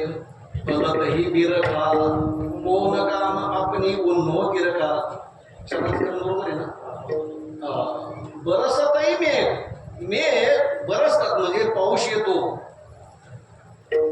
मेघ जेव्हा त्या ठिकाणी पावसाचा वर्षाव करतात आणि मग पाऊस पडल्याच्या नंतर पृथ्वी भूमाता सुजलाम सुफलाम होते पाऊस नाही पडला तर कशी अवस्था होती पाऊस पडल्याशिवाय त्या ठिकाणी म्हणतात तो अरे हे पाणी किती देऊ आपण पाटाला येतं विहिरीचं पाणी पण पावसाचं पाणी पीक त्याचं तेज ती तेज वेगळंच असतं की नाही पाऊस पडल्याशिवाय रोग नाही तुम्ही किती फवारणी करा शेतकरी मंडळी काय सांगतात एक पाऊस पडला की त्या पावसाच्या वेळेस सर्व पिकावरची रोग राई बुरशी वगैरे काय होते नष्ट होते की नाही मग तो मेघ ते ढग जेव्हा काय करतात त्या थेंबाचा पाण्याचा पावसाचा वर्षाव करतात काही त्याच्यामध्ये राखून ठेवतात का नाही ते सर्व काय करतात देऊन टाकतात म्हणून तर बरसत मेघ फलतही बिरखा कोण का बिरखा म्हणजे वृक्षाला फल येतं आणि पुन्हा तो वृक्ष परोपकाराय फलंती वृक्षा जळ न खाती जळा वृक्षा पोली या फळा भोगता तो निराळा तेने गोडी निवडिली मला कसं सांगतात आंब्याला त्या ठिकाणी आंबे लागले आता पूर्वी गावाला आंबे असायची आणि मला वाटतंय मोठमोठे आंबे चांगली 2 माणसांनी कवळी घातली तर कवळीमध्ये ते खोड बसायचं असं 2 माणसांनी कवळ घालायची एवढे मोठमोठे मोठमोठे ते आंबे असायचे किमान त्या आंब्याला 15, 20, 25 हजार काय आंबे यायचे मग ते आंबे आले की मग आता विभागणी असायच्या वाटण्या असायच्या कोणाचा 8 आणे वाटा कोणाचा 10 पैसे 2 पैसे असं त्या वाटण्या असायच्या म्हणजे नाही का भावबंदाच्या त्या वाटण्या होत 100 वर्षापूर्वीचा आंबा मग 4-5 पिढ्या मग ते वाटले त्याच्यामध्ये असायच्या काय करायचे मग तो आंबा उतरला की आमचा वाटा 50% मग कोणी त्याच्यामध्ये 4 आणे हिस्सा कोणाचा 2 आणे हिस्सा असे त्या ठिकाणी हिस्से घ्यायचे वाटी घ्यायची तो आम्हाला कधी म्हणत होतो रे तुमचे काय भांडणं चालले माझा हिस्सा बरसतही मेघ फलतही बिरखा म्हणजे आंबा चिंच उंबर आता सगळे वृक्ष पहा तुम्ही कशा करता फळ देतात तो वृक्ष कधी त्या फळाचा आस्वाद घेतो का तो म्हणता का अरे पेरू म्हणतो का कधी सगळं पेरू तुम्ही घेऊन चालले मला काहीतरी ठेवता की नाही परोपकार करता त्या ठिकाणी आपलं संपूर्ण जीवन वृक्षाचं आहे पृथ्वीचं आहे ढगांचं आहे बरसतही मेघ फलतही विकरा कोण काम आपण उन्नो किरखा काही चंदा सूरज खावे फिरा सूर्य आणि चंद्र उगवतात मावळतात त्याच्या वगैरे प्रकाश 12 तासाचा दिवस 12 तासाची रात्र आणि रात्री आपल्याला काय करावं लागतं आता ही लाईट लावावी लागते मला पाहिलं का त्या ठिकाणी किती बिल येतं किमान वर्षामध्ये प्रत्येकाला आता त्या महाराष्ट्राचे विद्युत मंडळ सुद्धा नियमबद्दल खाजगीकरण केलं आणि त्याच्यामध्ये आता प्रत्येक महिन्याला बिल पूर्वी 6 महिन्याला यायचं लोक भरत नाहीत 3 महिन्याला द्यायला लागले लोक भरत नाहीत आता महिन्याला काय करतात वसुली करतात आणि जर बिल नाही भरलं तर काय करतात पूर्णच आता लाईट कट करण्याची त्यांनी काय केली म्हणे मोबाईल प्रमाणे ती पद्धत त्या ठिकाणी राबली आता चांगली वाईट पहा पण आपण महिनाभर त्या ठिकाणी वीज वापरली की काय करावं लागतं? त्या विजेचं बिल द्यावं लागतं. पण सूर्याने कधी आपल्याला बिल मागितलंय काय? माझा प्रकाश किती वापरता? बरं ऐका, सूर्याचा प्रकाश आपल्याला आरोग्य देतो. सूर्याचा जर प्रकाश नसेल तर त्या ठिकाणी मनुष्य रोगी होईल, अनेक विकार येतील. चला, म्हणून आपल्या शेतामधल्या पिकाची वृद्धी, पिकाची वाढ कशावर अवलंबून आहे? आपल्या शरीराची वाढ कशावर अवलंबून आहे? नाही का, कोवळ्या उन्हामध्ये त्या ठिकाणी आपण दडलं तर अनेक रोग त्या ठिकाणी नष्ट करण्याचं सामर्थ्य त्या सूर्याच्या प्रकाशामध्ये आहे. काहे चंदा सूरज खावे फेरा, एवढा त्या ठिकाणी सूर्यचंद्र ज्याला उष्णतेचा त्रास आहे, त्याने पौर्णिमेच्या रात्री सूर्याच्या चंद्राच्या प्रकाशामध्ये असं उडवून झोपावं. मला सर्व उष्णता नष्ट करण्याचं सामर्थ्य, किंवा शादीचे चंद्रकळे माझी अमृत कण पोवळे असं सांगितलं की त्याच्यामध्ये अमृताचे कण असतात चंद्राच्या प्रकाशामध्ये, त्या शीतलतेमध्ये. मग तेव्हा चंद्र शीतलता देतो, सूर्य आरोग्य देतो. चंद्र आणि सूर्याने कधी आपल्याकडून बिलाची वसुली केली का? कधी नोटीस पाठवलंय का? किती माझा प्रकाश वापरता? आणि कधी काळजी त्या ठिकाणी केली का? कधी काळजी त्या ठिकाणी करता का? म्हणून काहे चंदा सूरज खावे फेरा, खिन एक बैठन पावत घेरा. त्या ठिकाणी एक क्षण देखील, खिन म्हणजे एक क्षण देखील त्या ठिकाणी ते बसून राहत नाहीत. मनुष्य तणाला थकला तर म्हटलं आता थकलो, अरे म्हणजे एक काम राहिले की उद्या पाहू. सूर्यचंद्र मग कधी म्हटलेच का उद्या पाहू? या ठिकाणी तेव्हा म्हटले महाराज, सूर्य आणि चंद्र त्यांच्या उगवण्याची वेळ पंचांगामध्ये आहे की नाही? रवी उदय रवी असतं, चंद्रोदय चंद्र असतं. त्यांच्या उदयाच्या अस्ताच्या वेळा ठरलेल्या, त्याच्यामध्ये एक मिनिट देखील माग पुढं होत नाही. एक मिनिट देखील माग पुढं होत नाही. आणि तरी सुद्धा ते कोणत्याही प्रकारची अपेक्षा तक्रार करत नाही की एवढा आम्ही तुमच्यावर परोपकार करतो. अरे आमचा काही विचार करता का? काही चंदा सूरज खावे फेरा, की नाही का बैठण पावत घेरा. काही परिस कंचन करे धातू. परिसाचा त्या ठिकाणी लोखंडाला स्पर्श झाला, लोखंडाला स्पर्श झाला की त्या लोखंडाचं काय होतं? सोनं होतं. असं त्या परिसाचा महिमा नाही. आता आपल्या संत मध्ये कामधेनू, कल्पतरू, चिंतामणी नाव आहे. कामधेनू काय? त्या कामधेनू जवळ आपला काम म्हणजे इच्छा सांगितली की ती कामधेनू काय करते? इच्छा पूर्ण करते. कल्पतरू खाली फळे ती मागितली. चिंतामणी नावाचा दगड आहे, त्याच्याजवळ आपली चिंता सांगितली की तो चिंतामणी नावाचा दगड आपली चिंता काय करतो? संपवतो, हरण करतो. आता कामधेनू नावाची काय एवढं सांगतो तुला. वशिष्ठ आणि विश्वामित्र, त्या वशिष्ठांच्याकडे कामधेनू नावाची गोमाता होती. विश्वामित्र हे राजर्षी आणि वशिष्ठ हे ब्रह्मर्षी. आता काय झालं?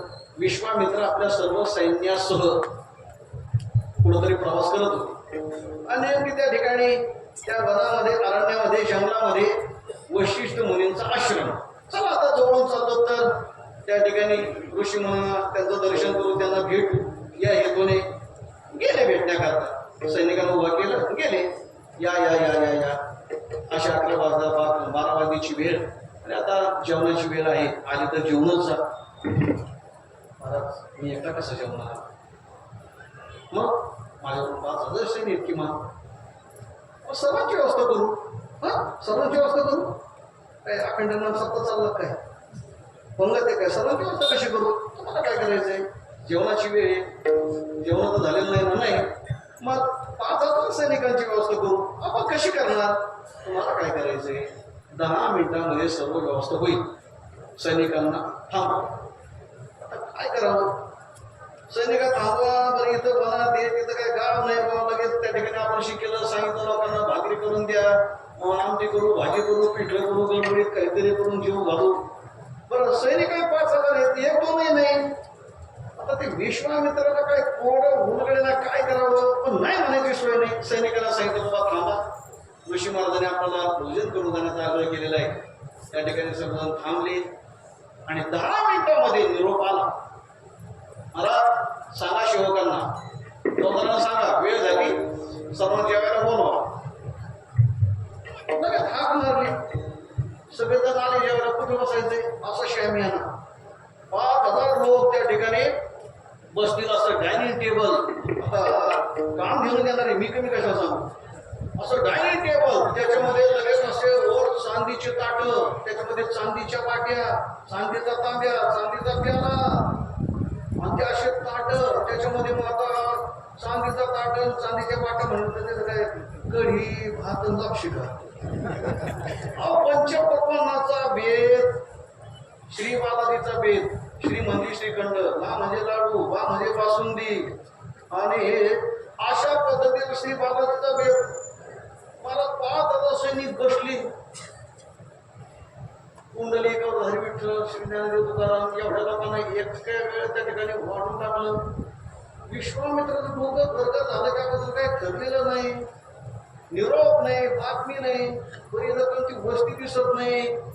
आणि विश्वामित्राने सांगितलं की 10 मिनिटांमध्ये तुम्हाला जीव घालून, 10 मिनिटांमध्ये भव्यदेव असा शामियाना, 5000 लोकांना पंचपक्वान्नाचा बेत, कशाचीच कमतरता नाही. हे डायनिंग टेबल काय भानगडे, गोड लागे ना, घालगोड लागे ना.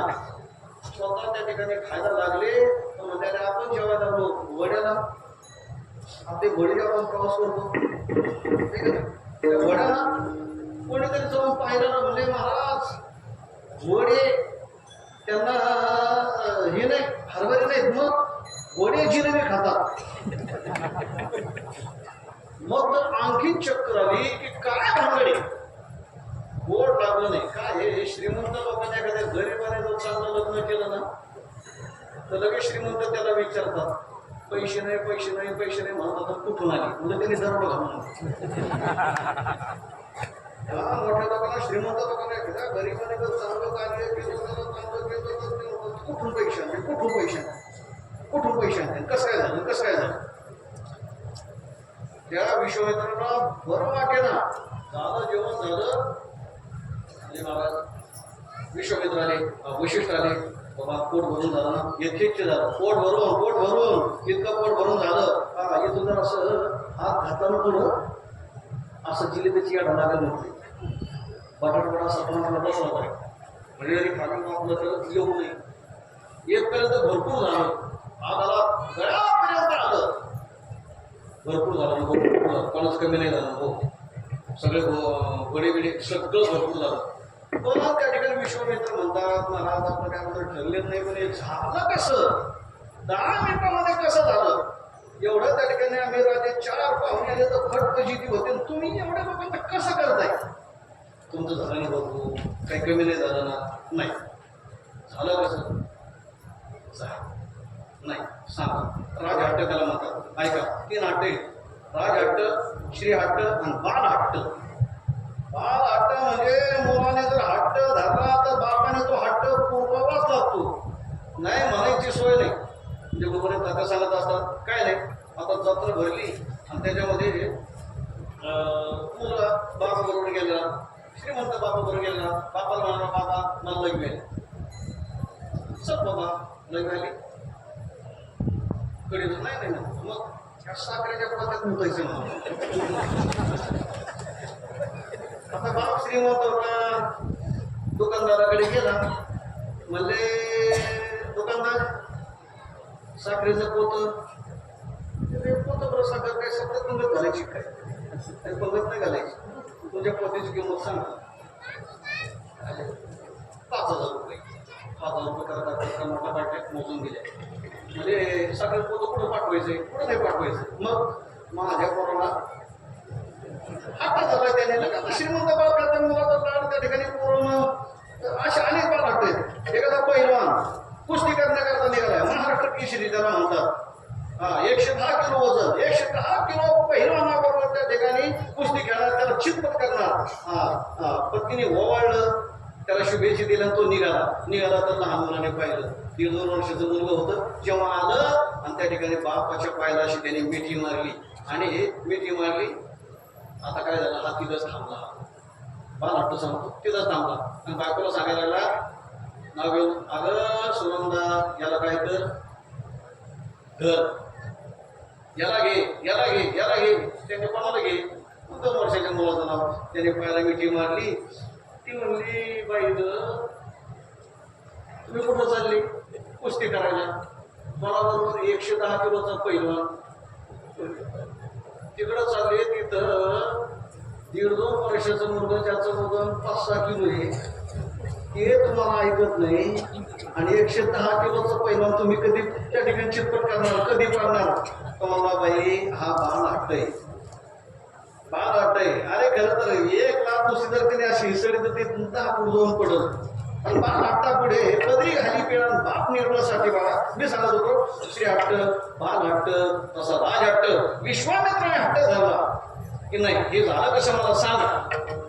नायकाला झाला सांगावं लागलं. मग झोपीच्या मागे त्या ठिकाणी काम देणं काय तिथं घेऊन गेले आणि सांगितलं बाबा ती आम्हाला देणारी. म्हणजे काय? काम देण्याची पूजा केली. हिला सांगितलं ना 5,000 लोक आले त्यांना श्रीबालाजीचा भेद, पंचपक्वानाचा भेद, शाम्याच्या सगळं व्यवस्था करायची. ती करत असते. काम देण्याचं ते महिमाने झालं. या विश्वामित्राने ऐकलं. त्याच्या तोंडाला सुटलं पाणी. तो म्हणला तुम्ही तर ऋषी आहे, तो गजन आहे, तिथं पती पत्नी, मी राजा आहे, मला रोज लाखो सैनिकांना लोकांना जीव घालावं लागतं, माझी फजिती होते आणि मग हे काम देणं तुम्हाला काय करायची? मला दिली तर आता पुढचा भाग मी सांगत बसत नाही. तिथून वैर सुरू झालं. काम देणं जी गाय आहे ती काय करते? आपली जी कामना आहे, जी इच्छा आहे ती सर्व काय करते? पूर्ण करते, पूर्ण करते. म्हणून फलदैव एका कोण कामात उन्नती परीस सांगत होतो. परीस काय परीस कंचन करे जातो. तसा परीस नावाचा दगड आहे. तुम्ही म्हणा तो परीस नावाचा दगड कोणत्या मार्केटमध्ये आहे? तो इथं नाही, तो भारतामध्ये नाही, तो पृथ्वीवर नाही. मग तो दगड कुठे आहे? स्वर्गात. तुम्ही म्हणा मग स्वर्गात आहे, मग तुम्ही आणून देता का? आम्ही कशाला आणून द्या, तुम्हीच जा. मग तुम्ही म्हणा कोणत्या गाडीने जायचे? कोणत्या गाडीने नाही जायचं, मेल्याशिवाय स्वर्ग मरा. मग तुम्ही म्हणाला तसं मरून येत नाही, घ्या द्वाऱ्यात जा स्वर्गाला. मला स्वर्गामध्ये काय आहे? परीस नावाचा दगड आहे. त्या दगडाचा स्पर्श लोकांना झाला की त्याचं सोनं होतं आणि सोनं झाल्यानंतर तो परीस असं म्हणत नाही 50% माझा वाटा दे. काही परीस कंचन करे धातू, नाही मोल तुटत पावत धातू. त्या परीसाचं मूल्य कमी होत नाही, नाही मोल तुटत पावत धातू. आणि या पद्धतीने कहे तुका उपकार हे का सब कर रही या रघुराज. या पद्धतीने उपकार केले तर त्या ठिकाणी रघुराज म्हणजे प्रभूला सुद्धा त्या ठिकाणी मान्य होतं. अशा प्रकारे परोपकारी जीवन हे असावं, असा या सर्व अभंगाचा किंवा सर्व या भाषणाचा काय आहे ओशवारा. एकदा मोठ्या प्रमाणे भजन करा. वेळ दिली मी अगदी 5 मिनिटांमध्ये आता पुढचा भाग पूर्ण करतो.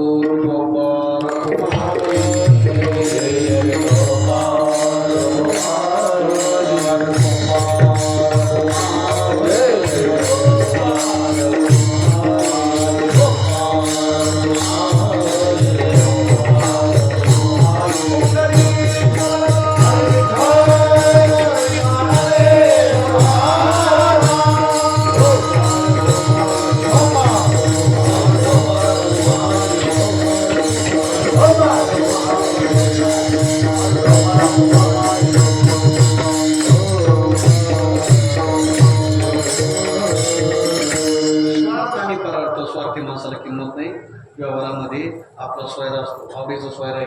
एखाद्या वेळेस त्याने काय केली? उसनवार मागितलं बाबा, गरज असते मागावं आणि द्यावं. 10,000 रुपये उसने द्या, घेतले आणून दिली. याला गरज पडली, त्याच्याकडे मागायला गेला, म्हणलं होते पण आमकांक काम केलं म्हणजे माझ्याकडे होते. मला माणसं आठवण ठेवतात व्यवहारातले की त्या ठिकाणी याला गरज पडली तेव्हा मी त्याला 10,000 रुपये दिले, पण मला जेव्हा गरज पडली तेव्हा त्या पाहुणे जर 10,000 रुपये नाही दिले तर आपण त्या माणसाला काय नाव देतो? तो सोयरा कसा आहे? स्वार्थी. स्वार्थी स्वार्थी माणसाला व्यवहारामध्ये किंमत राहत नाही. मित्र आहेत, मग ते 5-6 जणांचं त्या ठिकाणी काय असतं, असा ग्रुप असतो आणि मग धाब्यावर जायचं, हॉटेलमध्ये जायचं, रोज एकाने बिल द्यायचं. काही जण असे असतात दुसऱ्याचं खायचं आणि आपलं स्वतः कधी दुसऱ्याला पंक्ती खायची, तुमच्या कधी द्यायची. जाऊ कोणाला पण घेऊ नका. आपण कधीतरी दिलं पाहिजे की नाही, का दुसऱ्याच खायचं त्या ठिकाणी सांगा ना. आता कसं आहे, हे पूर्ण आमचं चांगलं केलं विनोद, दुसऱ्याच खायचं हे पूर्ण आमच्या चांगलं केलं आहे का. आम्ही तुम्हाला पंक्ती कशा घालायच्या, अनुदान कसं करायचं, त्या अनुदानाचं किती पुण्य आहे, किती सुकृत हे तुम्हाला उपदेश करतो, सांगतो. पण आम्ही कधी पंगत झाली तर ब्राह्मण मंडळी तुमच्याकडून सत्यनारायण करून घेतात, त्या सत्यनारायणचं पुण्य सांगतात. पण ब्राह्मण कधी सत्यनारायण करत तेव्हा बरोबर आहे ना. ब्राह्मण सत्यनारायण करत आहे, पण कोणता महाराज कधी पंगत घालत नाही. पण त्या ठिकाणी अन्नदानाचं महत्व मात्र सांगितलं जातं. महाराज आपण दुसऱ्याचं खाल्लं तर आपण त्याला दिलं पाहिजे. कधी कधी आम्हाला त्याचं वाईट वाटतं ना. कसं आहे, आता तुम्ही जेव्हा दुसऱ्याचं खाता, एखाद्याच्या लग्नात जेवले तर तुम्हाला संधी असते की तुमच्या मुलाच्या लग्नात तुम्ही त्यांना जेव घाला. ते माणसं नाही का याचं घालतात, ते आपलं काय म्हणतात नाही महालयामध्ये पित्र पाठवतात. माणसं आठवण ठेवतात की आपल्याला कोणी कोणी जेवायला बोलवलं, त्याला जेवायला बोलवतात. ज्याने बोलवलं त्याला बोलवलं, बरोबर आहे ना. किंवा आपल्याला कोण बोलवतं त्यांचे ते बरोबर डोक्यात राहतं, हरिपाठ नाही करणार. पण हे बरोबर आठवणीत राहतं की आपल्याला कोणी त्या ठिकाणी जेवायला बोलवलं किंवा कोण बोलवतं आणि त्याला त्या पितृपाठामध्ये काय करतात, जेव घालतात. तुम्हाला संधी तरी बुवा की त्या ठिकाणी पितृपाठामध्ये बोलवून जेव घालायला, मुलाबाळांच्या लग्नामध्ये जेव घालायला. आता आम्हाला कधी संधी सांगा. मग त्या म्हटलं तर स्वार्थ जाऊ द्या, स्वार्थ परार्थ जर एखाद्याने आपल्याला जीव घातलं तर त्याचं जीवेला आपणही त्या ठिकाणी परत फेड करून जीव घातलं पाहिजे. आणि जर नाही घातलं, अरे चहा पाजतात की नाही माणसं, कशा करता पाजतात. आपणही त्याच्या घरी गेल्यानंतर त्याने चहा पी म्हटलं पाहिजे, त्याने चहा पाजला पाहिजे म्हणून घालतात, म्हणून चहा पाजतात. आणि जर नाही पाजला तर काय स्वार्थी मनुष्य. माझ्या घरी आल्यावर त्याला चहा केला, त्याला जेवण घातलं आणि त्याच्या घरी गेलो तर त्यांनी विचारलं सुद्धा नाही. स्वार्थी माणसाला व्यवहारामध्ये किंमत राहत नाही, त्याच्याविषयी आपुलकी राहत नाही. पण जो परोपकारी असतो, परोपकारी. मला पूर्वीचा काळ असायचा, अरे घरी पाहुणे आले तर कधी कधी पीठ नसायचं किंवा चपात्या तर नसायच्या, पण जे असं त्या पाहुण्याला जीव घालायचं आणि कुटुंबात त्या माणसाने उपवाशी राहायचं. परोपकारची भावना असते, परोपकाराची भावना असते. आपल्याला नाही मिळालं तरी चालेल, पण त्या ठिकाणी इतरांना मिळाला पाहिजे. म्हणून परोपकारी माणसाची आठवण सर्वजण ठेवतात. म्हणून इथं पृथ्वीचं उदाहरण दिलं, इथं वृक्षाचं उदाहरण दिलं, इथं ढगांचं उदाहरण दिलं, इथं गाईचं उदाहरण दिलं की परोपकार केल्यामुळं कशी यांचं नाव त्या ठिकाणी उज्ज्वल राहतं. तसं आपल्याही जीवनामध्ये परोपकार घडला पाहिजे. फार नाही तरी थोडा तरी परोपकार घडला पाहिजे, असा तुकोबांचा आग्रह आहे. आणि म्हणून महाराजांनी या भागामधून सांगितलेलं आहे की आपण त्या ठिकाणी जसं आपला उद्धार होतो, आपण तरुण जातो, तसं अनेकांचा उद्धार झाला पाहिजे. अनेक जण तरुण गेले पाहिजे, अनेकांचं कल्याण झालं पाहिजे. ऐका, अनेकांचं कल्याण झालं पाहिजे. एवढी जणांचं कल्याण नाही, कल्याण म्हणजे हित बस, अशा प्रकारे त्याचं कल्याण झालं पाहिजे. ही संतांची भूमिका आहे, ही सज्जनांची भूमिका आहे. आणि आपण सज्जनांच्या भूमिकेमध्ये असावं आणि अनेकांचं कल्याण त्या ठिकाणी चिंतावं, अनेकांचं हित चिंतावं. जेवढं परोपकार करता येईल, जेवढे उपकार करता येतील. काही लोक असे असतात की त्या ठिकाणी उपकाराची जाणीव ठेवत नाहीत, न ठेवू दे, उपकाराची जाणीव न ठेवू देत, पण आपण मात्र त्या ठिकाणी आपला स्वभाव सोडू नये, असा तुकोबारांचा आग्रह आहे. म्हणून आपतरी त्या की कौरवराही औन कुवर नाम धराई ज्ञानेश्वर माऊली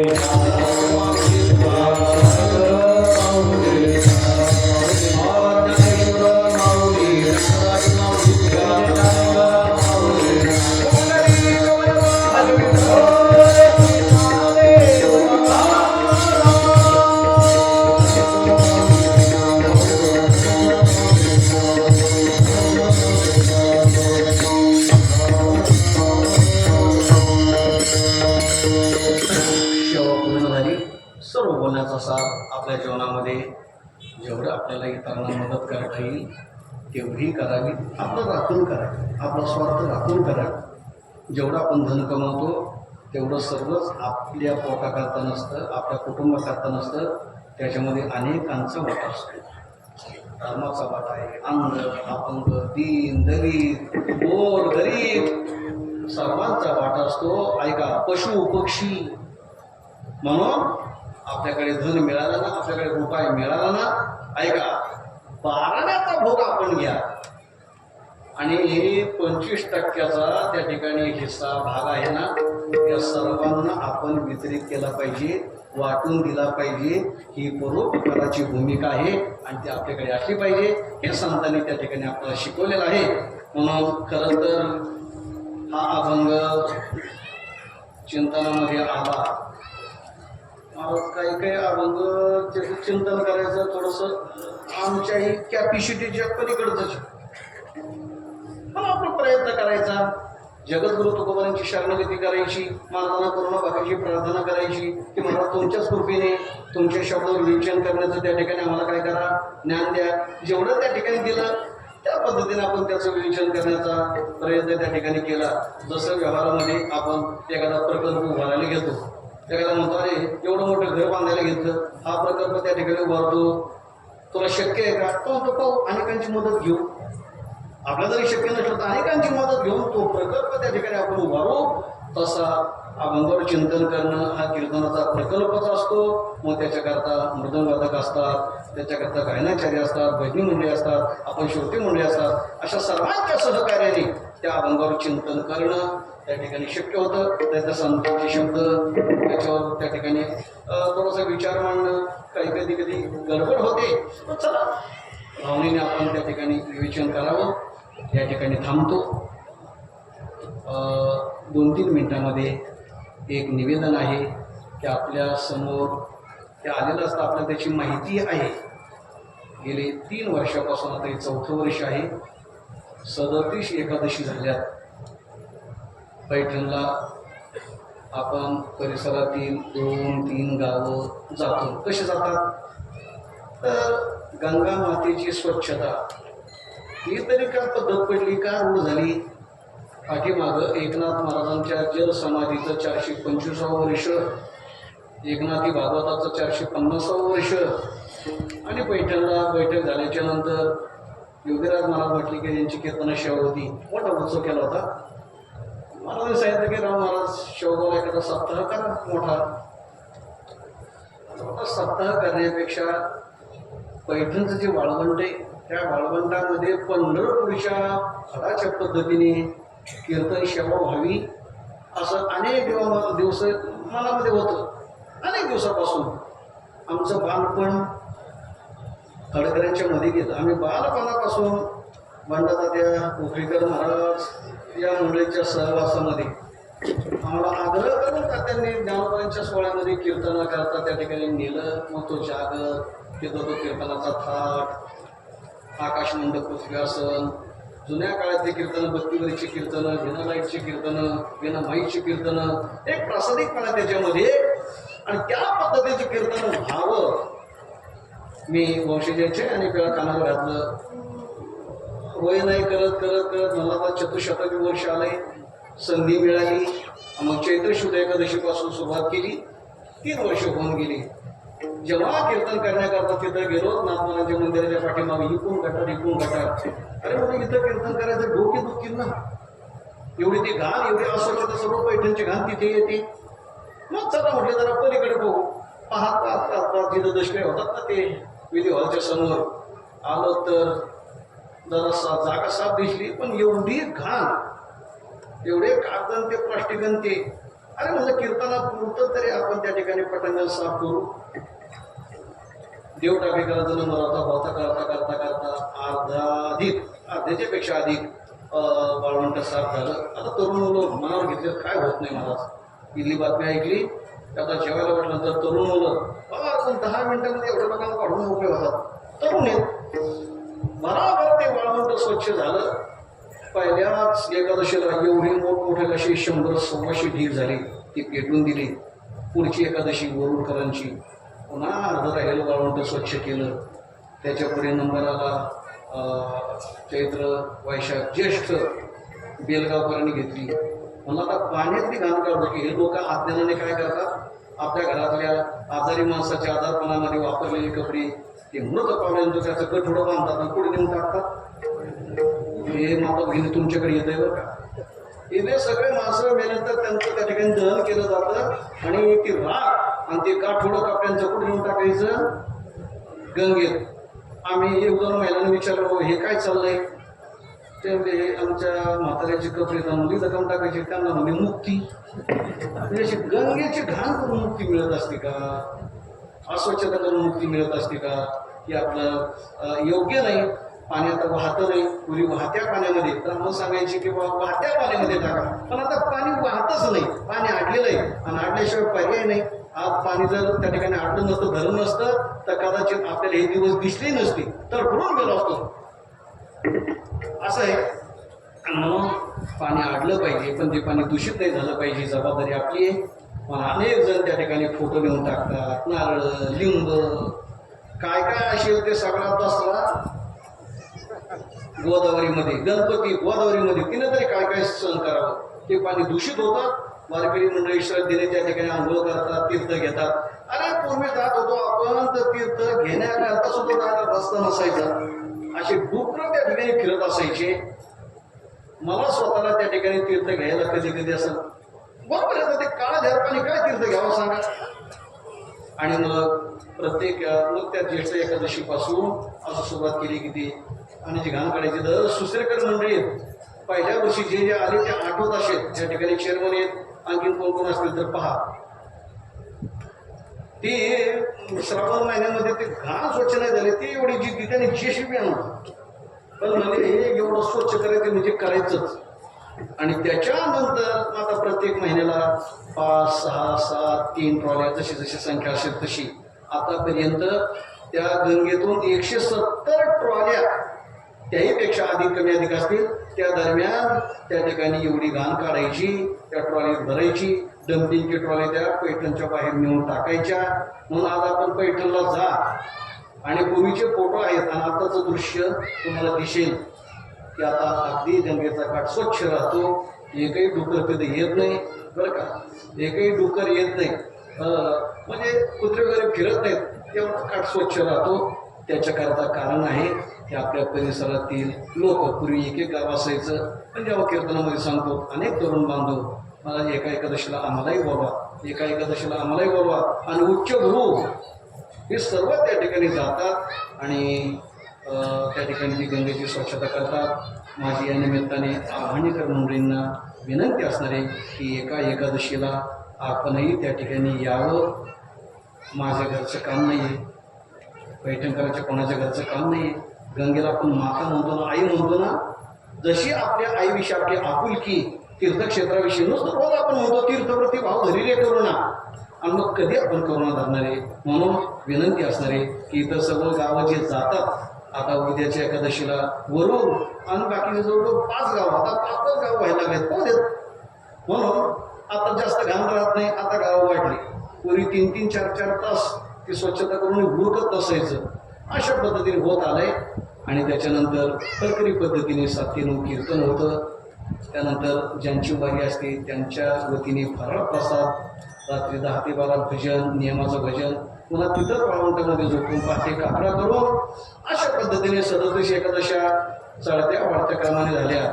एवढे पाऊस आला, थंडी, रस्ता खराब, तरी सुद्धा आमचे बांधव जीवलग सांगत एवढंच म्हणत नाहीत, आम्ही जे कष्ट केले त्याचं फल मिळालं. जेव्हा आमचे टाळकरी येतात ते कुठून गोळा करून केलेलं नाही. मी शब्द वापरत असतो की स्वकष्टार्जित, त्याच्याकरता कीर्तनं सोडलेली, त्याच्याकरता बाकीचा त्याग केला आणि ते वेळ देऊन ज्या बांधवांना आम्ही तयार केलं टाळकरी म्हणून, ते गावचे समूह येतात आणि त्या पद्धतीने ती सेवा करतात. कीर्तन भजन सुंदर पद्धतीने होतं. तर हे तुम्ही खरं बोलता का खोटं बोलता किंवा हे पाहण्याकरता तरी आता कधी कधी वाटतं बाबा बंडल नाही तर तुम्ही वरून त्या ठिकाणी पहा, तरी आलेली सर्व मंडळी या पद्धतीने सेवा करतात. आम्ही स्वतः त्याच्यामध्ये असतो, म्हणून आपल्यालाही त्या ठिकाणी आव्हान असणार आहे. आणि ते आवडलं तर, नाही आवडलं नाकार, काय अडचण नाही, पण गंगेची सेवा करावी अशी मात्र त्या ठिकाणी आग्रहाची भूमिका आमची असणार आहे. म्हणून आज या ठिकाणी महाराज आहेत. आता या ठिकाणी सर्व आमचे संप्रदायातले गुणीजन मंडळी आहेत, सर्वांना निमित्ताने प्रणाम करतो. त्या ठिकाणी विनोद भाऊ आणि बाकी सर्व मंडळी. विनोद भाऊच्या शब्दाला मला किंमत द्यावी लागते का? शताब्दी महोत्सव झाले, आळंदीच्या पंक्ती झाल्या किंवा आणखीनही काही अविधेचा कार्यक्रम झाला, विनोद भाऊ मला मामा आहेत, हक्काने सांगावं लागतंय की त्या ठिकाणी आता तुमची बाकीचे कामं बंद आणि तुम्हाला हे काम करावं लागेल. ते त्यांच्यावर जसं आम्ही हक्क गाजवतो तसा हा प्रेमाचा हक्क त्या ठिकाणी आज थोडीशी अडचण होती, बदल करावा लागला, पण सेवा करावी लागली.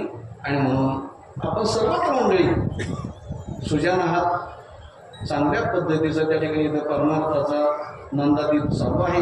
मला त्याची कल्पना आहे. पण सर्व बहिणी मंडळी असतील, सर्व तरुण बांधव असतील, आपलं गणेशाचं अधिष्ठान आहे, आपण सर्वांना ते सांभाळून आहात, म्हणून सर्वांना धन्यवाद देतो. आणि झालेली कीर्तन सेवा भगवंताच्या संतांच्या सद्गुरूंच्या चरणी समर्पित करून या ठिकाणी सेवेला पूर्णविराम. भानुदास एकनाथ भानुदास एकनाथ.